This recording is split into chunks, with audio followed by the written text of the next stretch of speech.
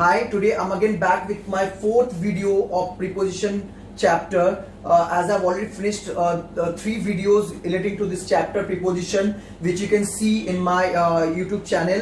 And if you have not seen them, please go and watch that first for class 1, 2 and 3 of preposition, so that you can understand the class 4 of preposition. That in this chapter I'll be explaining you more about the words, how you can use those words while framing sentences, what are the things that you need to keep in mind while framing the sentences with prepositions. So as we all know that preposition is little bit confused some of the times, because you know there are many words are there which use for the same sentences and for the same meaning also. Like I'll give an example, like I can say I am talking to you, I can also say I am talking with you.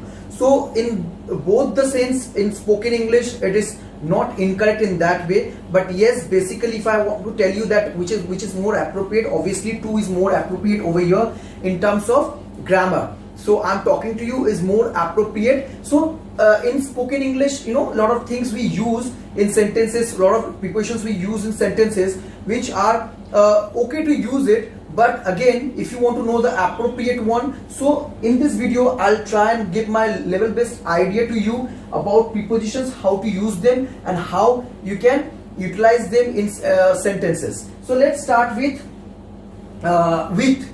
With is a very common and very important preposition, because we use a lot of time this word in our sentences, daily sentences. So with is what? Accompanied by. With means accompanied by, or it's having or possessing. What I mean to say, I'll explain you with some examples. Like with means accompanied by. Like suppose my friend is also coming with me. So here he's accompanying me. He's going to accompany me. Now I can also say I work with my colleagues, I study with my classmates. So here with my classmates, with my colleagues, obviously I'm talking about in terms of accompanying, right? So you have to understand that when you want to use with, it should mean accompanying. Not only that, it should also mean having or possessing in this way. Like suppose if I'm saying I write with my marker, I write with my marker. So here with my marker, so here it's not accompanying, it's like here I'm having this marker or I'm possessing this marker, so that's why I can write. So here, so what I mean to say, with means either accompanying or either it can be having or possessing. So 2 examples I have given you, so which will definitely make you understand how you can use with, and there can be lot more examples. So this is how we use with. Let us go to some other one, which is up and up. I'll talk about right now up, on, and also a verb and over, because these are 4 words which are basically seems similar to it. Up, over, a verb and on seems similar, but there is a difference between them, obviously, that we are going to know little bit in details. Like if we are talking about up, up means from lower to higher direction, means something which is going from lower to higher direction, that we can call as an up. Like suppose if I'm saying the profit of that company has gone up in this year, that means here I'm talking about that the profit which he made which the company made in the last year, the graph of that profit has gone up. So here I'm sure you have understood the meaning of up, how you can use up. Up means from lower to higher level, going to from lower to higher level. That is how you can use up. Like I can also say if I have to say the marks of my subject has gone up, that means I have already scored better marks than the last time. That's why I'm talking about that it has gone up. So I hope guys I have made you understand. So it is something like a reference point also sometimes you can say. It's okay. So in that way you can use it like positions or for, you know, higher place, from lower to higher place. There you can use up. Okay. Now if I have to tell you what is then on. On is something when it is touched with the surface. When something is touched with the surface, then we can use that word on. Like for example, if I have to tell you, like means it should be physically in contact and touched with the surface. Like for example, if I tell you this watch is on my hand, that means here first of all two things you have to keep in mind when you're using on. First, it should be touched with the surface. So this is the surface. If I say this is the surface, then it is touched with it. So one point is clear. Second point, it should be on the physical contact. That means that is obviously that means touched. So it should be with the physical contact and touched with the surface. So if it is this there, then you can use on. Like the watch is on my hand or the book is on the table. So suppose if this is a marker and if I keep it over here, so here it is in touching position, means it is in physical contact. So I can say the marker is on my hand or on my palm. So you can say this. So this is how you use on. Now if I have to go for a verb, then how you use a verb? A verb is simply obviously in the same way, but it should not be in the touching position with the object or something like that. So it should not be in the touching position. Like if the marker is here but not in the touching position, I can say the marker, suppose I made it hang with a string or with something with the ceiling. Now I can say the marker is hanging above the hand, or if there is nothing, if it is a ground, then I can say the marker is hanging above the ground. That means why I am using here above, not on, because the marker is not in the touching condition or is in physical contact with the surface, which is ground or which can be hand, whatever it's under that. So it is like that. So I hope I have made you understand what is a verb. Like the skies above our head. Why we say above our head? Why we don't say the sky is on our head? Because the sky is actually not in physical contact with my head exactly. That's why we say the sky is above our head. So I hope I have made it very, very clear to you. So when something is not in touching condition but it is just above that, so you can say above it. I'm sure you have understood. And on something when it is in touching position, there you can say on. The book is on the table, the laptop is on the bed, so the laptop is on the desk, anything. It's like that. Or I'm standing on the floor. Why am I standing on the floor? Why not I'm standing above the floor? Because on the floor means because my feet are in touching position with the ground. That's why is in physical contact with the ground. That's why I'm saying I'm standing on the floor. I hope I have made you clear this one. Next, we can go to over. So what is over then? Over is also same. It should not be in touching position of the thing that you're talking about, but it should be extending from one place to another. Like suppose if this is a marker and if this is hanging just above my hand or my palm or above the ground, then it is, as it is not extending, so it is called above. Over here we can use above. The marker is hanging above the ground or above the palm, so it is above. But if suppose I say that there is a river, suppose this is a river, from this point to this point it's a river. Now if a bridge has extended itself and moved from this point to this point like this, so obviously there I have to use it over, because it is extending, not in touching position. At the same time it is extending, it is not in static position, it is just in extending. Obviously it can be in static position also. Obviously the bridge, it has been made, so obviously static position. But imagine this is a river and the bridge has moved from like this to from this point, so obviously the bridge, I can say the bridge has been made over the river. Why I am saying the bridge has been made over the river, why not above the river? Because it is extending. It is extending from a point to another point. That's why it is over the river, not above the river. I can say above, the sky is above the river. That is also fine. I can say that. If suppose just above the river there is something hanging, I can say that that thing is hanging above the river.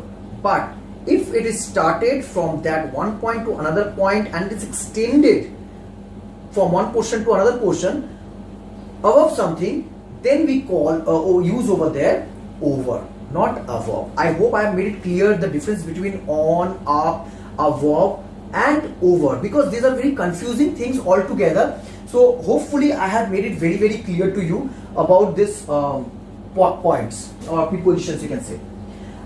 So if I have to talk about, now let's go to the thing like down. We'll talk about now down, below, under, beneath, under or beneath, or we can say underneath also as well. There are 5 things we can discuss right now over here. So again, these are again confusing, you know, prepositions, because people get confused that which one to use where and how to use it. So I'll give you very easiest examples to make you understand that how you can use it. So if I say below, so below is something just like that. You can use it something which is in same line. Like suppose if marker is there and just below that the, you know, the cap is kept, but not in touching position. Obviously it's in cap is kept, or even if it is touching position, doesn't matter, below. So if I have to say, I can always say the cap is below the marker. The cap is kept below the marker. Why below the marker? Because it is in the same line, means I kept it in the same line. But suppose if I kept it here, the marker is here and I kept the cap here, I cannot say the cap is kept below the marker, because it is just out of the line. It is just out of the line. It should be just in line with it. It should be just in line with it. It should be just in line with it. Like suppose in this room I'm standing right now. Now below this, if there is another room, I can say that one of my neighbor lives in a room which is just below this room. Why I'm saying below this room? Because it is in the same line. This room is in the line in which this room is there. In the same line, that room is also there. That's why I'm saying below. So below you use when it is in the same line. There you can use below. Like that is the reason sometimes we, you know, say suppose if I'm saying the marks are below the expected expectations. The marks are below expectations. The marks which you got in this year are below the expectation. Now here, why I'm talking about below? Why not under? Because under, again I will tell you why not under. But why it is below? Because it is in the same line. So the marks obviously the marks will be in the same line only. Whenever I'm talking about marks, so it will be in the same line. Last year or last semester I got that marks. So in the same semester I got the marks in the last same semester. There are 3 exams, and out of that, in the second term exam I got this much of marks, and in the third term of exam I got this much of marks. So obviously if it is below, so I can say below because it's in the same line, it's in the same category. That's why I can use below. Now, so it is kind of, I can talk about, it's a reference point. So mark below is also used for a reference point. So this is called reference point. Like suppose in the same semester 3 exams were there. Out of that, in the last exam I got 80% in an exam in one of the subject, and in this term exam I got 60%. So obviously I can take the reference of that and I can say that the marks are quite below compared to the last exam. So I'm here using the marks are quite below. Why I'm using below? Because I'm taking a reference to the last exam. So when you take a reference point, then also you can use below. like the last year profit and this year profit, if I have to compare, and if in this year's profit has gone down, so I can say the margin of profit are below the expectation level this year. So why I'm saying below the expectation level? Because I'm taking a reference point. So it's like that. So also it can be a standard. When you set up a standard, same thing, reference point or standard. When there is a standard and you are not getting, like expectation, like suppose I was expecting you will get 80% or 90% in your exam, and now suddenly you got it 60%. So obviously it is below the standard that I have thought about, or about my expectation. So this is how you use below. Now if I have to talk about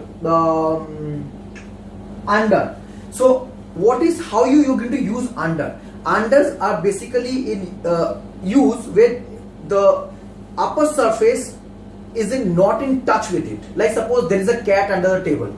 There is a cat under a table. So the cat's head, it is not in touch, or the cat's body is not in touch with the table, means table's upper surface. But the cat is just over there under that. So you can use under there.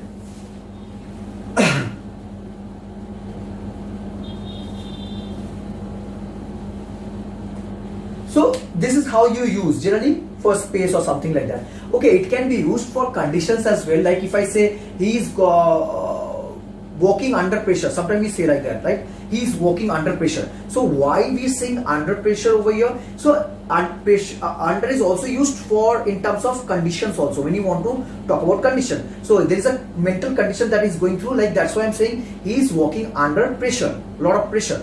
So he is walking under a lot of pressure. So here under I'm using it for a condition. Okay. Now if I have to talk about beneath, what is beneath then?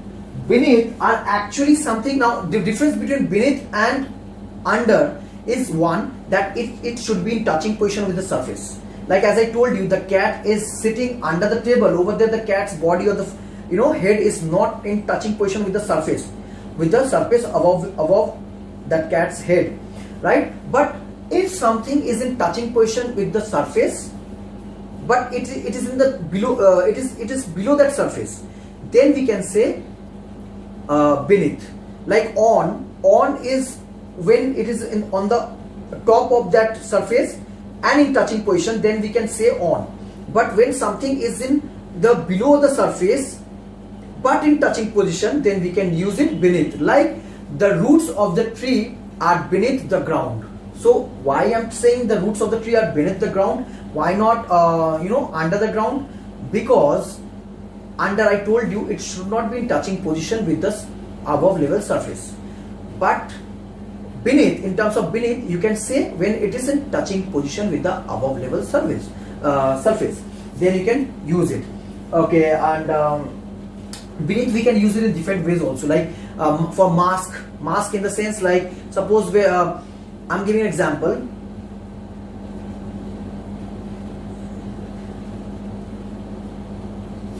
This happy face is beneath a sad face.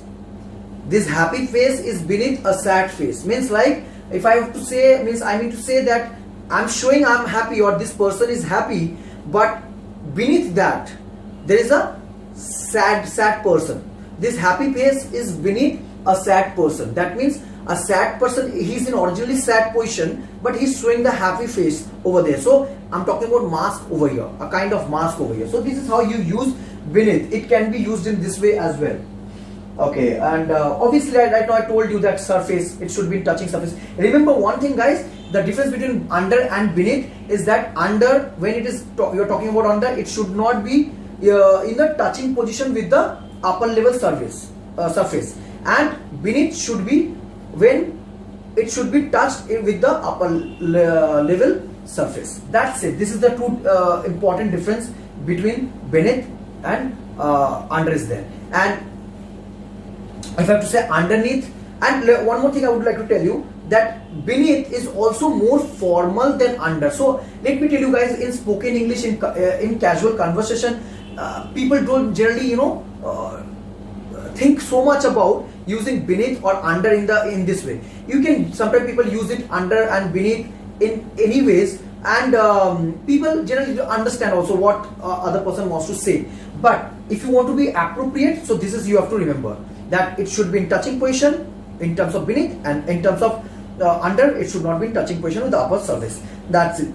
And if I will tell you that what is beneath, then beneath, I'll just make you an example, give you example. It's more formal. Generally people don't use it beneath. It's very formal. Like suppose there is a dog jumped on my bed and simply went inside a blanket. So I can say the dog is underneath the blanket. That means under also and neath also. So it's a combination of that beneath from there, neath has been taken, and from under has been taken. So underneath, so under means we know it should not be in touching position, and that's why I cannot say the dog is under the blanket. Generally people say under the blanket also, but it's not that appropriate, guys, when you are, because the dog is in touching position with the blanket of the upper surface. So we cannot say under the blanket, but what we can say generally, underneath the blanket. So here it is an appropriate one what you can use, that the dog is underneath the blanket when something is covered up. So what I mean to say, beneath is when something is in touching position with the above level surface. Under is something when the thing is not in the touching position, is not with the touching position with the above level surface. And underneath is someone who is in the touching position with the above level surface, but it should be covered. It should be completely covered. Like the dog is under the blanket, so I'm not able to see that dog, so it's completely under a blanket. So I can say the dog is underneath the blanket. But guys, generally again I'll tell you that it can be used, you know, people sometimes can be also used beneath and under and underneath all together in every senses. But generally if you want to be more appropriate, then you can use it in this way, keeping these things in mind. I hope I have made it very clear to you, these things, guys. Now if I will come to, you know, inside and outside. What is inside and outside? Inside, suppose this is a room, there's a square room is there, or you know, rectangle shaped room is there, doesn't matter. If you are something wall is there from all places, and you are just in between that, then there you can say inside. Like suppose if I say, suppose this is a box, suppose this is a box, and here one ball is there inside it. So I will always say inside, because it is just in a position where it is surrounded with the walls everywhere and covered completely. So there you can say inside. Like I'm inside the room, he is inside the building, he is into the inside the washroom. So this is how you generally say inside, when a person or thing is kept or is there and surrounded by, you know, with walls or a layer from everywhere. So then we can call it inside on that particular portion. And just outside is just opposite. Like when someone is out from that particular wall for particular covering. Like if this is a box, and if same ball I kept it here, so it is called the ball. The ball is outside the box. Now when I put this ball again inside, then I can say the ball is inside the box. So this is very clear. I don't think with anybody has problem with inside and outside generally to use it. So this is, I'm not exaggerating more. So let us come to something more. Beside. What is beside? Beside is something which is just a thing when something is just beside a thing. Like it should be just beside, in the same parallel line. Like if in this like if this marker is there and I kept this, you know, the cap just here, then I can call it beside, just beside, not here. Now see the direction. The direction you have to understand. The direction, if it is here, then it is beside. If it is here, then it's beside. But if it is here, then from here, this direction it is front. Now from your direction, this is beside. From your direction, this is beside. But if I keep it here, from your direction, this is in front. Then you will say a cap is in front of the, if you have to say, then you will say a cap is in front of the marker. And if I keep it here, you will say the cap is beside the marker. The cap is kept beside the marker. The cap is kept in front of the marker. And this is behind, means something which is at the back. The cap is kept behind the marker. So this is behind, this is in front, this is beside. This is beside. Now what is near then? Near you can generally use when it is just like here or here or here or any angle from the place where it is, where the object is there, from any angle. So I can say then it is near, that he's standing near to me, or they are standing near to me. So this is like that. But if someone's standing beside me, then I will always indicate just beside. This person is standing beside me, or this they are standing beside me. Suppose we are taking a photograph, so all are standing beside me in the same line. So I can say my colleagues are standing beside me. But if those people again standing there, I can say they are standing near to me. So near is used in this way. And nearby is something like where I'm not able to see them, but they are somewhere nearby, means it is reachable within very few minutes or something like that. So that's why we can say that my friends are nearby, he's coming, or the cab is nearby. When we call an Uber and suppose it's just 1 minute away from our house or from the place we have called, for set up of the location, so we can say the Uber is nearby. Why we say nearby? Why the Uber is not near? Because I cannot see the Uber near to me, but I know it's nearby, means it will be reachable within a minute or something like that, within few minutes. So there you can use nearby. So this is the difference between near and nearby. Near is something which is very near to you. You can see the person very well, or the thing very well in front of you, or something like that, in near, very near to you, somewhere near around. But when the person is not near, or thing not near to you, but it's reachable within few minutes, then you can say nearby. So this is the difference between near and nearby. And I hope you have made you understand what is beside. Beside, something which is just beside you, and which is in front of you, then you can use in front. Like if this marker is in front of me, then I have to say that it is in front of me. If it will be back at me, then I will say, suppose this whiteboard, where is the position of this whiteboard? If I'll ask you, then how will you say?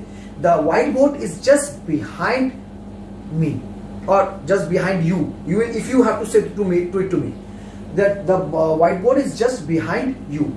In the same way, I can say that whiteboard is behind me, but the marker is in front of me. Or the camera, where I'm actually facing towards to make this video, I can say the camera is in front of me. So this is how you use in front of, this is how you use behind, this is how you use beside, near, which is somewhere near around your eyes, and nearby, obviously, which is nearby means where again you can reach within few minutes, there, very nearby. So there you can use nearby. So I hope I have made you clear with these ideas: near, beside, nearby, outside, inside, all these ideas. If you really want to learn preposition properly, then watch my all 5 classes of prepositions, which is very important if you want to really learn preposition quite well and clear your confusion, because preposition is not an easy subject at all, guys.